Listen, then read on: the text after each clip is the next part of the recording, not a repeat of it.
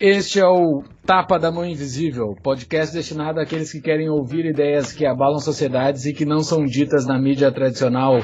Boa noite, Paulo Fux. Boa noite, Vernan Wolf. Tudo bem? Boa noite, Dr. Júlio. Boa noite, Vernan. Um prazer estar reunido com os colegas para mais esse podcast. Muito boa noite, Júlio. Boa noite, Paulo, aí diretamente de Porto Alegre. O prazer é meu poder estar comunicando com todos vocês aqui diretamente de Boston, Massachusetts. E muito feliz pelo convite aí que vocês me fizeram para aí juntar forças e ideias aí para, como o Júlio falou anteriormente, abalar a sociedade. Podem contar comigo, pessoal. O prazer é meu. Então, tá. Esse é o nosso Conexão Boston, diretamente de Brasília, Porto Alegre e Boston, para tratar sobre os assuntos do momento e os assuntos que abalam a sociedade. Peraí, Júlio? Manda. Tu tá em Brasília, né? Não esquece de citar pro pessoal, né? Eu não falei Brasília? Falei Brasília, Porto Alegre e Boston. Falou Brasília. Falei. Desculpa, não prestei atenção. Não, é um pouco vergonhoso, mas eu digo. Estamos aqui então nesse segundo episódio com o nosso amigo Vernan Wolf. Quem é o Vernan? O Vernan é um economista, mestre em economia pela Clark University, professor em economia e estatística pela Bridgewater University, fundador da WA Consulting e fundador da Startup Academy de Cambridge, Massachusetts. Bem-vindo, Wolf, mais uma vez, seja bem-vindo e vamos te apresentar, apresentar o Wolf, por que ele está aqui, por que ele é tão especial. O Wolf é o cara que batizou o nosso podcast, mas primeiramente fala um pouco de ti, Wolf, quem és tu? Júlio e Paulo, aí mais uma vez obrigado pelo convite. Eu falei antes de brincadeira que quando o Paulo Fux me falou que foi a minha história que batizou o podcast, eu fiquei feliz que daí eu posso requerer um assento permanente aqui no programa, como aquele que deu o nome. Mas só para resumir aí para a galera que vai nos escutar nesse podcast, eu moro aqui nos Estados Unidos faz 3 anos e meio já. Morava no Brasil, me criei em Porto Alegre, me graduei em Economia e eu estava trabalhando na Federação das Indústrias, na Fiergs, e decidi no momento da minha vida fazer alguma coisa diferente. E decidi migrar para os Estados Unidos para perseguir aí um programa de pós-graduação, no caso, pós-graduação em Economia. E Economia, que o Fux conhece há mais tempo, a minha é uma das minhas fascinações. E aí, morando aqui nos Estados Unidos, pessoal, eu tive a oportunidade de terminar o programa de mestrado e eu estou, na verdade, dentro de um programa de doutorado em Economia, mas nós que estamos dentro do programa somos considerados PhD candidates, então é uma caminhada muito longa até conseguir o título de doutor. Mas depois que eu consegui o título de mestre, eu comecei a atuar na área aqui em Massachusetts, principalmente no meio das universidades norte-americanas, ensinando economia, que é o que eu faço agora, como o Júlio bem falou. Eu estou tendo a oportunidade de lecionar economia e estatística aqui nessa universidade no sul de Boston. E também aqui nos Estados Unidos, como o Júlio falou, tive a oportunidade de, acreditem ou não, em 7 dias, poder abrir o meu negócio, que é a WA Consultoria, e também ser o cofundador de uma outra startup que eu juntei esforços aí com um amigo meu que é um turco. Mas ô Wolf, tu acha que 7 dias está adequado? Olha, eu achei muito longo, 7 dias. Eu tava com a minha ideia aqui dentro de mim para eu sair operando por aí. O governo aqui no estado de Massachusetts me segurou, Fux, durante 7 inacreditáveis dias. Bandidos! Canalha! Você devia ter que pedir autorização para um burocrata para tu poder gerar riqueza. Exatamente. Que porcaria é essa, tia?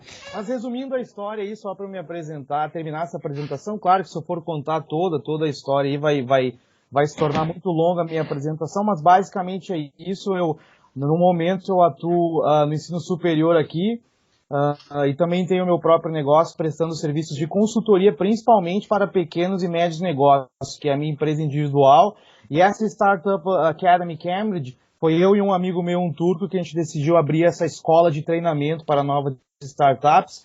Mas estamos aqui nos Estados Unidos, na Conexão Boston, muito felizes aí de conhecer o Júlio, que eu conheci há pouco tempo, e participar desse podcast, né, no dia de hoje. Sensacional, sensacional, Wolf. E sobre o nosso nome, né? Sobre o nosso nome, o Tapa da Mão Invisível, surgiu de um relato teu, né? Um relato que tu passou pro Fux, o Fux passou para mim e para outros amigos, desse relato incrível que aconteceu com a comunidade de brasileiros aí em Boston, o próximo de Boston, né? Tu pode relatar para nós o que tu pode contar para nós dessa história e aonde que entra a Tapa da Mão Invisível que os brasileiros conheceram? Isso foi uma história muito interessante, foi algo espontâneo que eu relatei para o Fux, porque assim que eu cheguei aqui nos Estados Unidos, eu acabei conhecendo a comunidade brasileira de uma cidade que tem aqui próximo de Boston, a 30 minutos de Boston. O nome da cidade é Framingham, que é a maior comunidade brasileira no estado de Massachusetts. E muitos brasileiros aqui, Júlio, Paulo e ouvintes, eles têm aquele senso de entitlement, né? Que eles estão aqui, morando aqui, mas eles se acham, né, no direito. Traduz isso. Se sentem no direito, né, Wolf? Eles acham que nós achamos, e outros latinos também achamos, que estamos em casa. Podemos fazer aquilo que nós queremos fazer. Mas a história é o seguinte, foi logo antes, entre 2014 e 2015, antes da ascensão do Donald Trump, quando ele começou a manifestar o seu desejo de concorrer às primárias do Partido Republicano, pela presidência norte-americana, a comunidade brasileira fez um movimento de um dia que eles chamaram Um Dia Sem Imigrante. Como assim um dia sem imigrante? Eles decidiram naquele dia, ninguém foi trabalhar. Não, esqueceram que tinha um patrão, que tinha um empreendedor do outro lado, que tinha que prestar serviço, ninguém foi trabalhar. Eu fiquei curioso olhando aquela situação, cara, mas como é que vai ser? Ninguém foi trabalhar. E postaram fotos na internet, no Facebook, manifestação, e eu conheci umas 2 ou 3 pessoas que participaram dessa manifestação. Daí eles fizeram aquela manifestação aquele dia, e aí de uns 2 ou 3 dias depois eles vieram falar comigo, você viu o que aconteceu lá? E eu, não, o que houve? Os caras estão sendo demitidos em massa.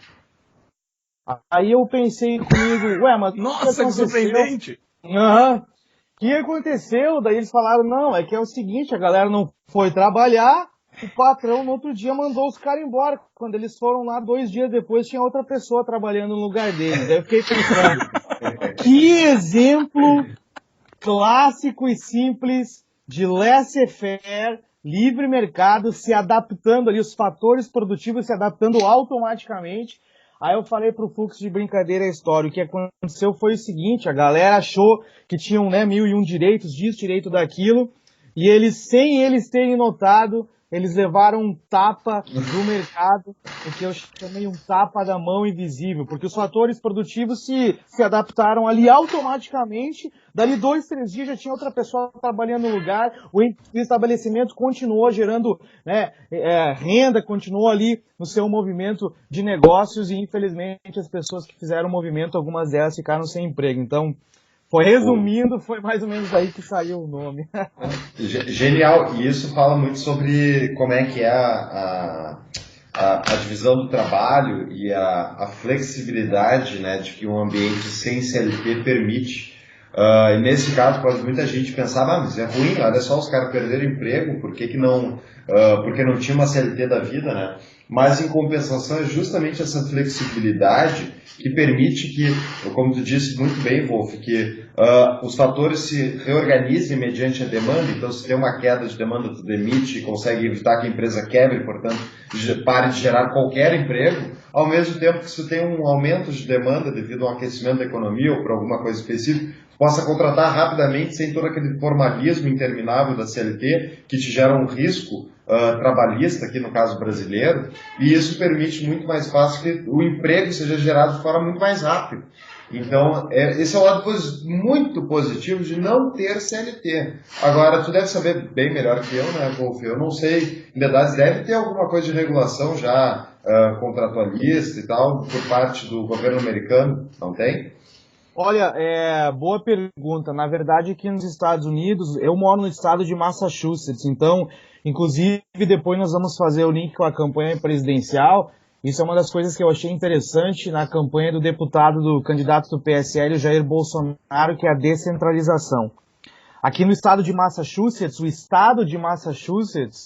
ele tem sim aí algumas regras que engessam um pouco a relação empregado e empregador, mas na questão do governo federal, aí eu não saberia te dizer, para ser sincero contigo.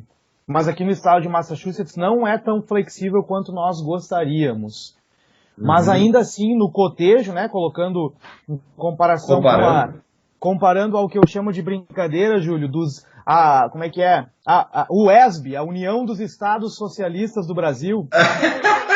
É o Ursal! Glória a Deus! Nós temos a versão tupiniquim da Ursal, a UESB, a União dos Estados Socialistas do Brasil.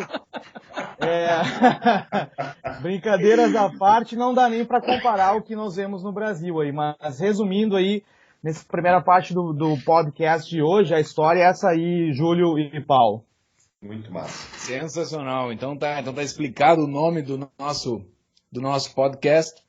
E agora sobre a segunda pauta que nós tínhamos hoje, que nós havíamos prometido no nosso primeiro episódio, esse é o episódio número 2, nós iremos tratar sobre o que vai acontecer e como é que a gente chegou até aqui dessa política desse cenário político que nós temos hoje no Brasil. Nós estamos hoje numa situação entre primeiro e segundo turno de 2018. Haddad e Bolsonaro passaram para o segundo turno e tá essa loucura agora dentro de tudo que é coisa que a gente fala sobre política. Nós estamos essa polarização absurda que nós estamos, como nós chegamos até aqui, né? Deixa eu pontuar uma coisa. Primeiro, que pobreza, né, que a escolha democrática nos entrega. É inevitavelmente sempre o menos pior, é um horror, né, e não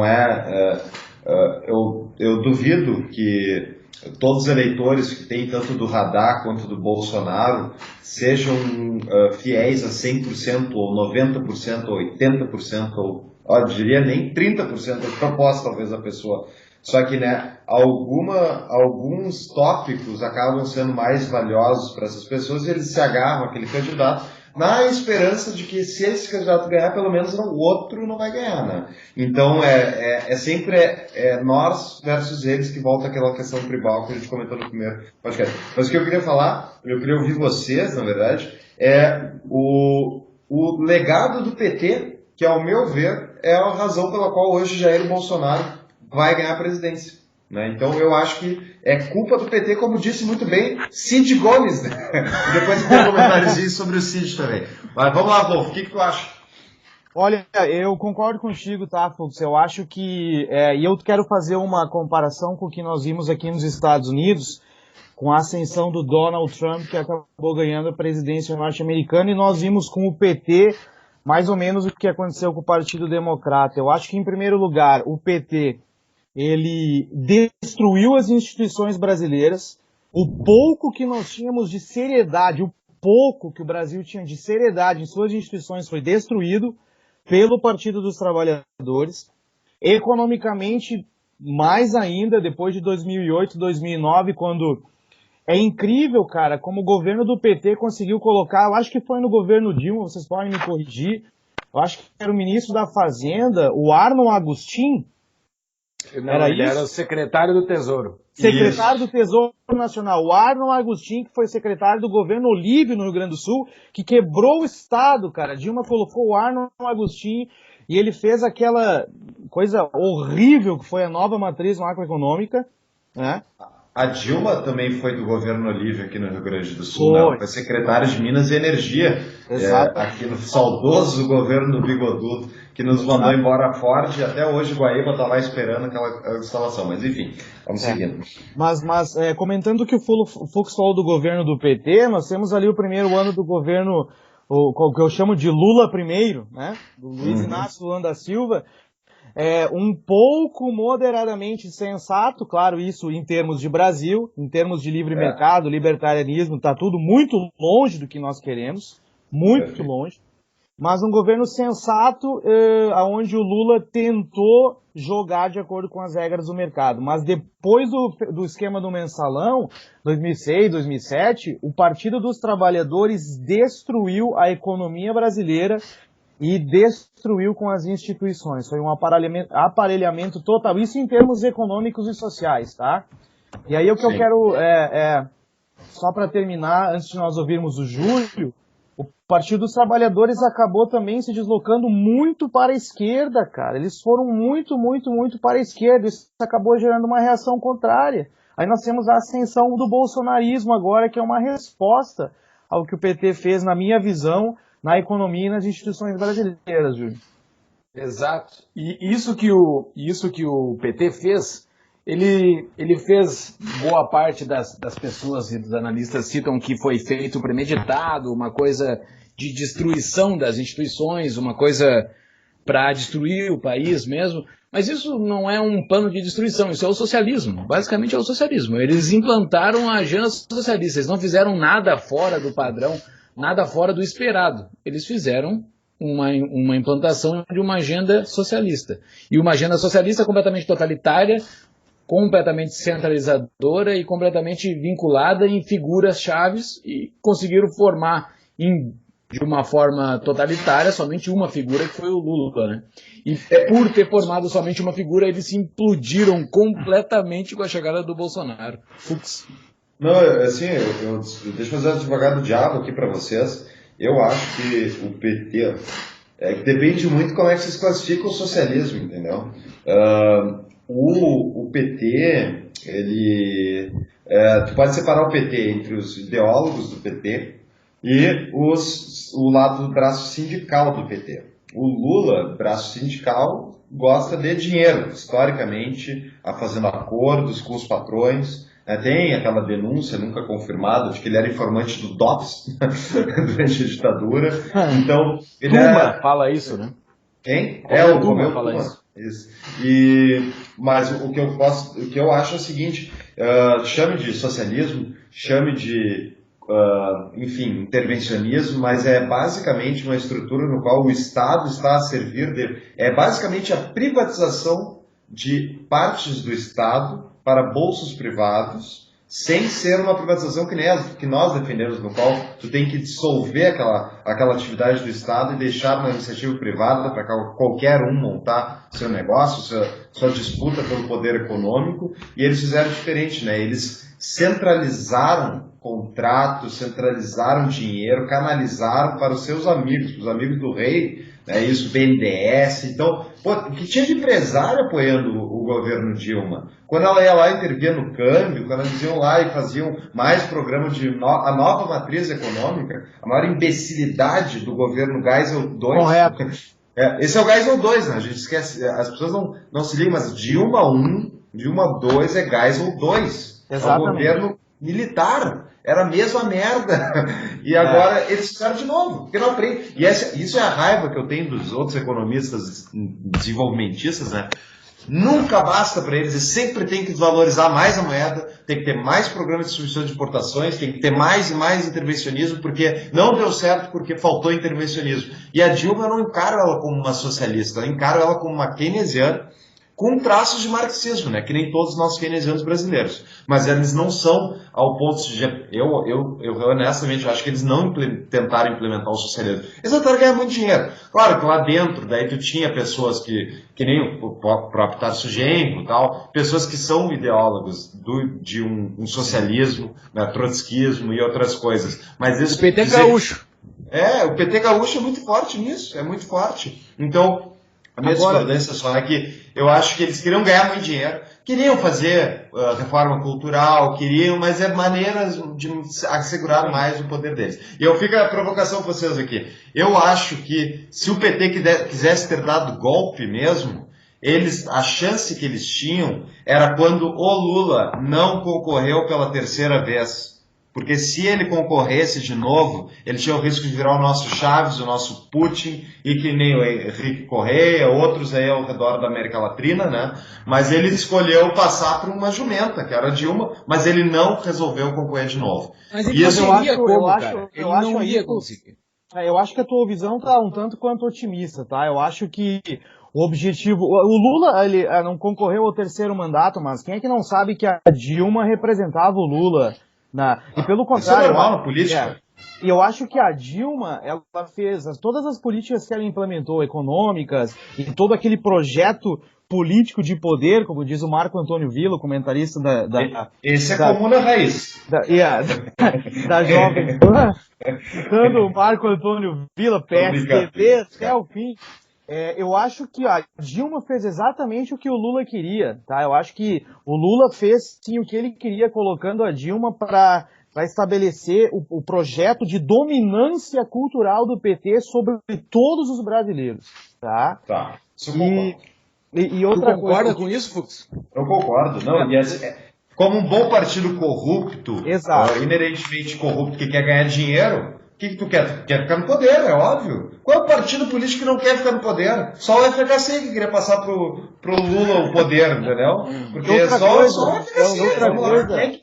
Quem é que quer eleger um concorrente? Ninguém quer isso. Outra coisa, e eu concordo com o Júlio no que ele falou. Eu sei que tu ali, Paulo, comentaste, depende do que tipo de socialismo nós estamos falando aqui. Mas eu acho que a relação que o partido... E aí nós não temos um projeto de governo, nós temos um projeto político de dominância do Partido dos Trabalhadores.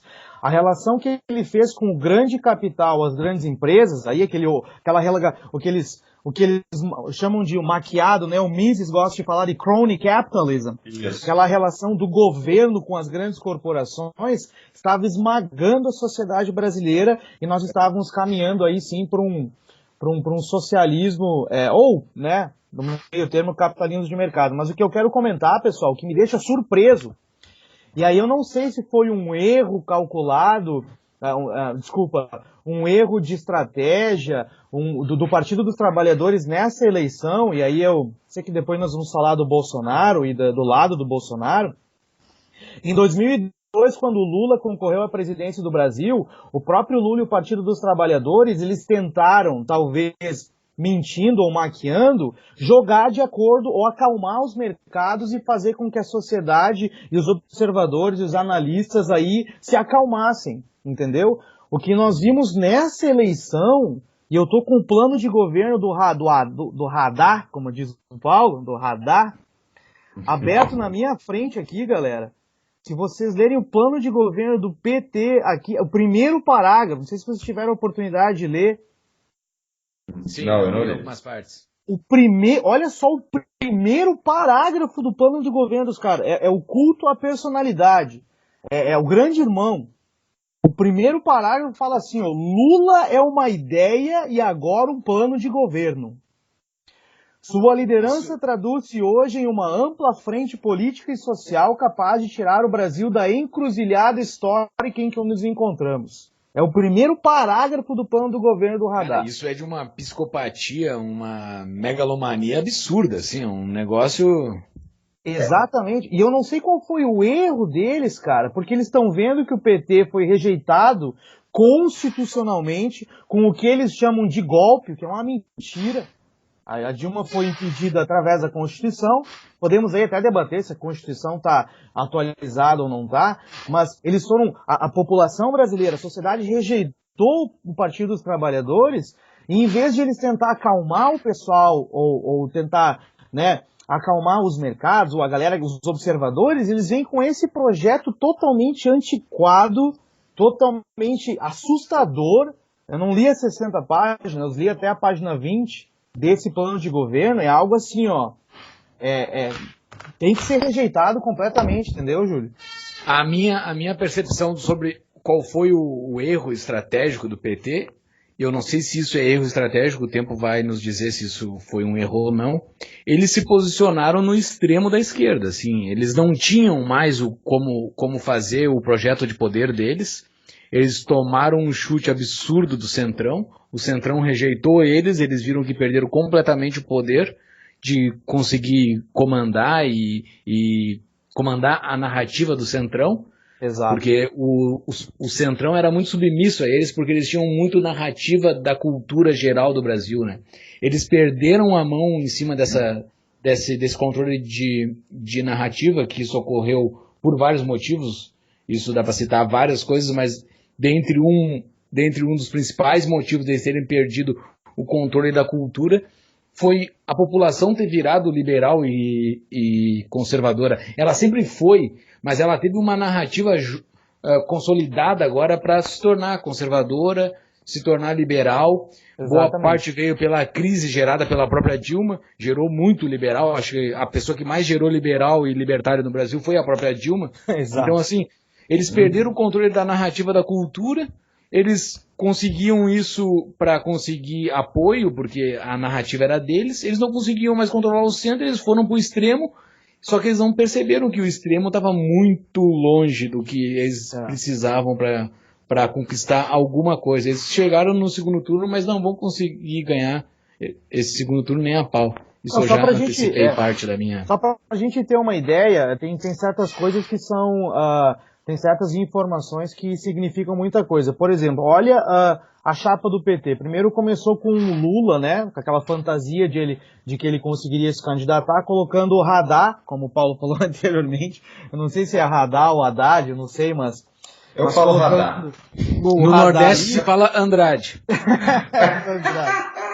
Cara, olha o que é. Olha, eu não sei, né? Claro que nós, assumidamente, temos uma posição mais liberal clássica, flertando... Fala por ti, ô... flertando com o libertarianismo, ou então para nós, nós somos enviesados ou parciais, não tem como negar isso, eu sou assim também, mas vamos analisar, tentar fazer uma análise da chapa do PT friamente. A vice-candidata do Partido Comunista do Brasil, no programa Roda Viva, ela não quis falar um ai contra o regime stalinista. Foi uma vergonha aquilo ali. Sintomático. Mas, pessoal... Aí nós temos o candidato a presidente, que é o Fernando Haddad, que ele escreveu um livro em defesa do socialismo em 1998, quando ele tinha 35 anos, que é uma espécie de uma defesa do manifesto comunista por um jovem revolucionário. É um absurdo que o Partido dos Trabalhadores fez, cara. Eles estão muito desconectados da realidade brasileira. Peraí, não. Exatamente. Vocês estão viajando na maionese. Vocês acham que é erro? Estou enganado, eu posso estar enganado.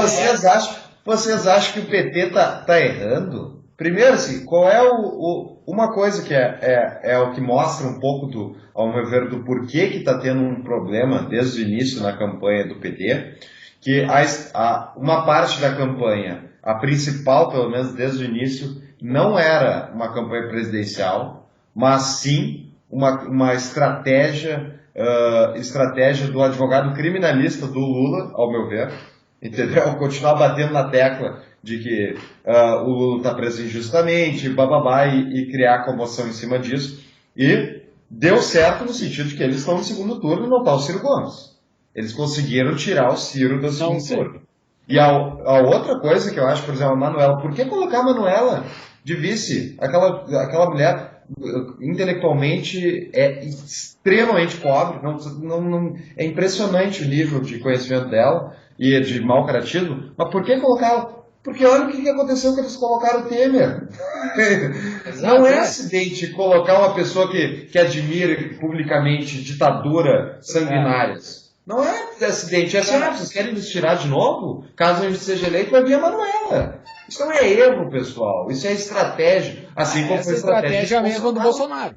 Assim como foi a estratégia do Bolsonaro colocar um general.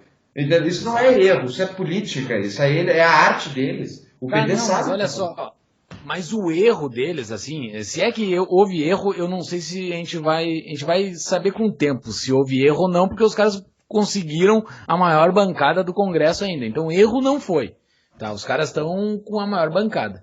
Mas eles esses 20% que eles tomaram, 20 e poucos por cento que eles tomaram no primeiro turno, eles teriam naturalmente, cara. Eles teriam naturalmente, de qualquer forma, qualquer estratégia que eles tomassem. Eles fizeram uma gritaria absurda para matar a esquerda, na minha opinião. Eles mataram o resto da esquerda, porque dentro da esquerda o PT estava morto. Estava completamente morto. Isso. Então o que ele fez? Ele puxou todo mundo para baixo, cara. Ninguém vai chegar no segundo turno. Quem vai chegar sou eu e vocês tudo cala a boca. Foi isso que ele deu o recado para a esquerda. Nós hoje estamos 2 dias depois, ou 1 dia depois, do vídeo do Cid Gomes, que eu acho que isso vai entrar para a história do Brasil. Se ouvirem esse podcast daqui a muito tempo, vão saber qual é o vídeo do Cid Gomes. Então, assim, esse vídeo do Cid Gomes, ele foi preciso, velho. Ele foi um desabafo do cara. Ele matou a esquerda não vai ter como se reagrupar por bom tempo. E os caras estão putos com o PT, estão muito raivosos com o PT, porque ele destruiu a esquerda vai ter que se rearranjar. Eu não sei se nós vamos, não sei se a gente vai ter um tempo para analisar o lado do Bolsonaro também, pessoal. Não, vamos passar para o próximo tópico. Eu queria só fazer um comentário sobre o vídeo do Cid Gomes, para quem não viu, é o Cid Gomes, o irmão do Ciro Gomes, falando que o candidato dele está preso, falando num comício de petistas de esquerda, falando que, olha, vocês não admitem, não fizeram meia-culpa, acharam que era dono do Brasil, parece destemperado. Só que, por um lado... Eu acho que isso não foi um erro também. Não foi erro.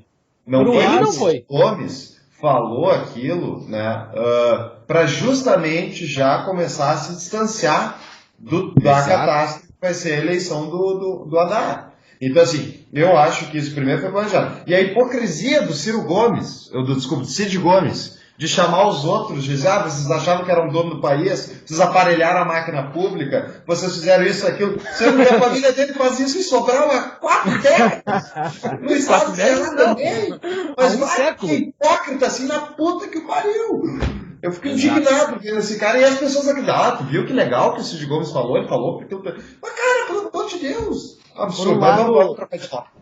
Por um lado, eu acho que, pessoal, eu acho que as palavras do Cid Gomes foram muito fortes, eu concordo com o Júlio que vai ter um grande impacto aí na esquerda, mas por outro lado, eu acho que aquele militante que estava naquele comício lá, é um militante petista que eu não quero chamar de ameaça, porque eu não quero tratar indivíduos como ameaças, mas a grande ameaça vindo da esquerda no Brasil, eu acho que não é aquele militante que está lá, nem sabe, né, não sabe distinguir muitas informações. O grande problema está no meio intelectual, na academia, nas universidades, que estão completamente aparelhadas. Esse pessoal, eles têm uma grande influência aí na classe média, naqueles que podem aí influenciar depois decisões de voto no futuro. Aquele militante que está lá com o bonezinho virado para o lado, ele nem sabe do que está acontecendo, entendeu? Exato.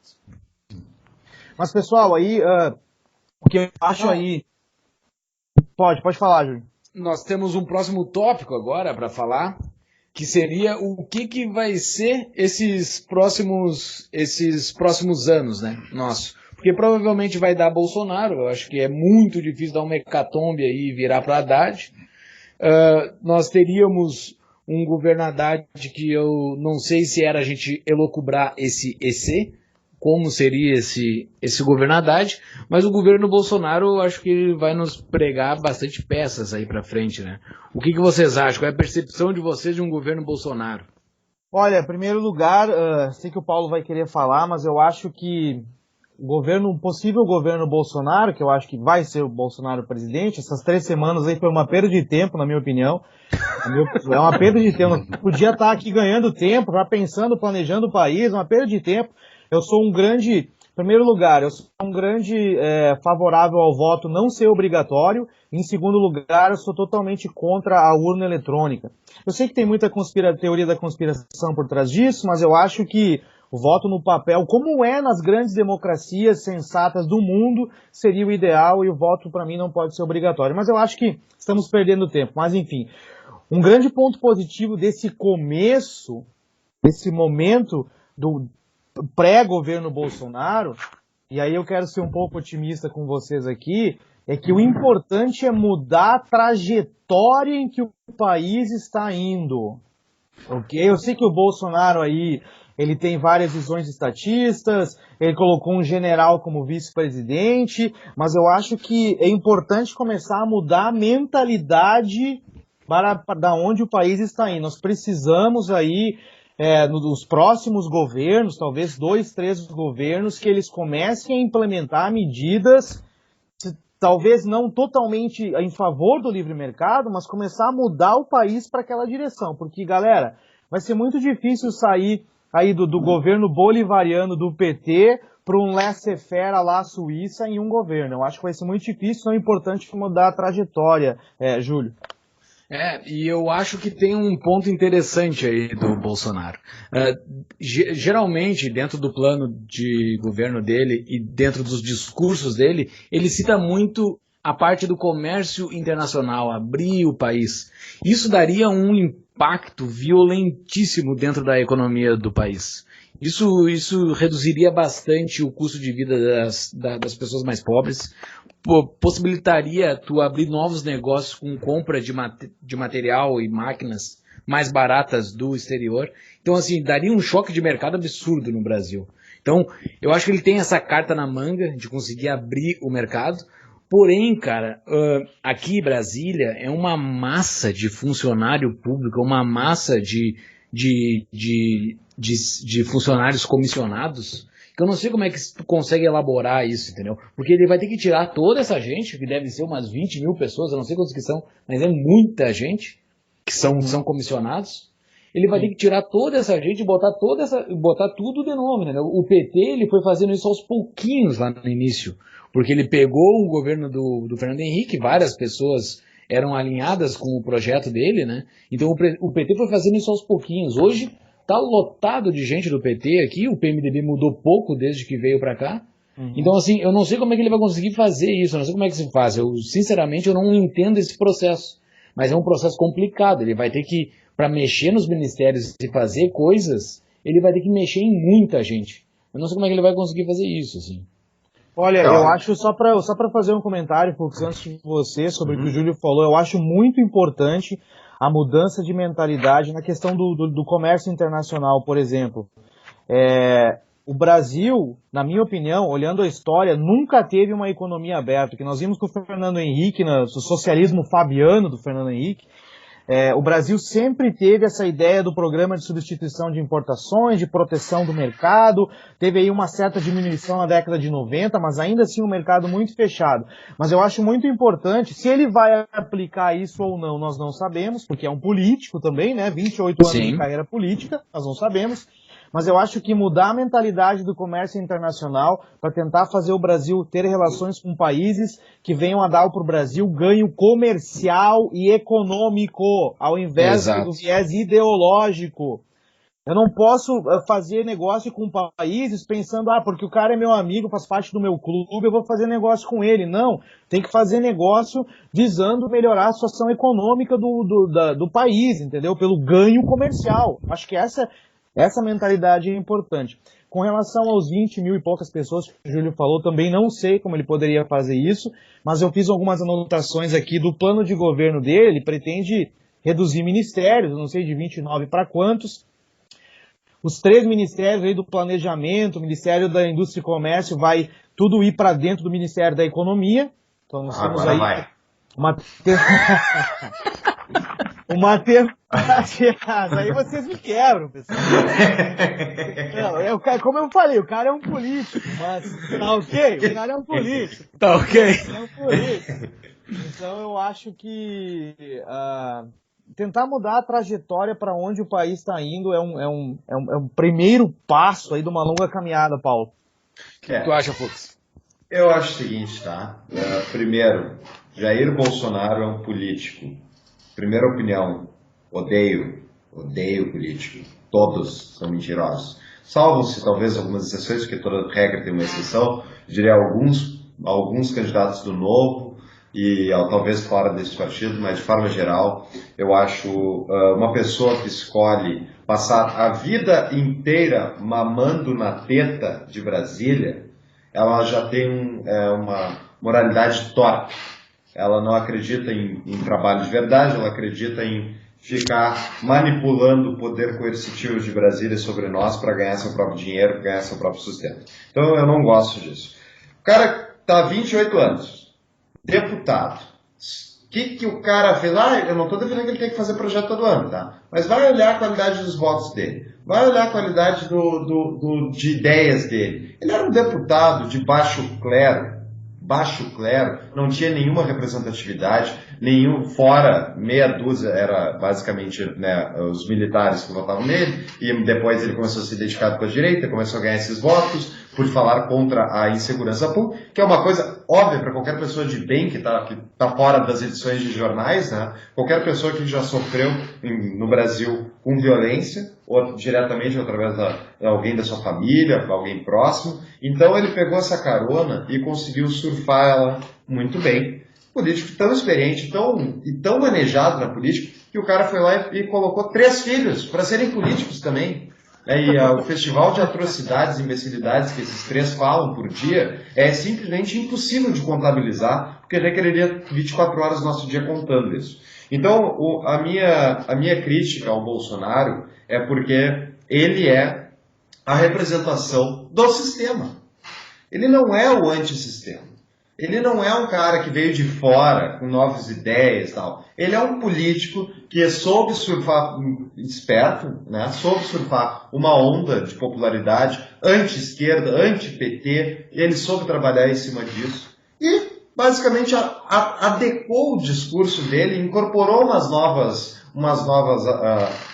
características para chamar mais gente e conseguir construir uma candidatura sólida. Que eu estava completamente errado, eu achava que ele não tinha nenhuma chance. Mas isso me deixa muito triste, que a direita tenha escolhido um candidato tão ruim, mas tão ruim, um cara que tem como assessora parlamentar a sua caseira da praia.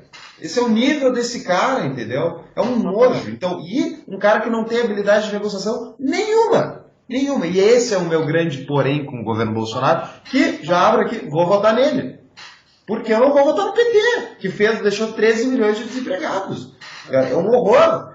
Nunca vou me sentir, acho, tão mal com um voto como dar um voto para esse cara. Só que eu também não posso ajudar o PT a voltar ao poder, porque é um risco institucional para nós. Agora, voltando para encerrar, então, a questão do bolso, ele não tem habilidade de negociação. O Paulo Guedes é um cara que sempre esteve fora da política muito espertamente, porque sabe que política é um nojo, sabe o que acontece, e ele é um cara, até onde parece, enfim, um cara íntegro. Então, imagina ele negociando, Paulo Guedes e Jair Bolsonaro negociando com a base aliada, né? Que vai pedir carguinho, vai pedir que não privatiza as estatais onde os amigos estão empregados, que querem mais poder em Brasília, querem mais dinheiro circulando em Brasília. E a proposta do cara é justamente o contrário, de desfazer isso. Chances de dar certo isso, eu acho que é baixo. Acho que vamos melhorar ainda assim. Porque o que tem no fundo do movimento anti-PT tem um fundo de racionalidade, tem um fundo justamente de acreditar de que, olha, o Brasil não está dando certo, né? O Brasil é historicamente um país subdesenvolvido, nunca conseguiu prosperar de forma sustentável, sempre voos de galinha, e eu acho que muita gente se ligou nisso e começou a identificar finalmente que é o grande culpado disso tudo, né? É esse maravilhoso Estado que está enfiado em quase todos os aspectos da nossa vida. As poucas coisas que o Estado não está enfiado, o Bolsonaro quer colocar, né? Que é moral, cívica. Então, assim... mas ele vai tirar a família tradicional. Não, assim, Então, eu acho que vai ser melhor porque a gente está melhorando, porque os brasileiros estão tendo sua própria curva de aprendizado. Agora, eu não sou otimista, não acredito em político, eu acho que a sociedade tem que melhorar por conta própria, e o Estado é simplesmente o nosso senhor feudal aí, que a gente tem que pagar a taxa para ele não nos prender, e a vida segue. Então, eu acho que é por aí. Essa é a minha opinião. Então tá, então acho que vamos encerrando, vamos indo para o lado do fim do nosso podcast. Muito obrigado, doutor Vernan, diretamente de Boston. Boston é um lugar maravilhoso, é aí que começou uma das principais revoluções da humanidade, né? Foi. Se não a principal revolução. Aí o pessoal tirou o chá na água, né? A galera que se revoltou contra o rei da Inglaterra, fizeram o Tea Party aqui, né, para se revoltar contra as tarifas no chá.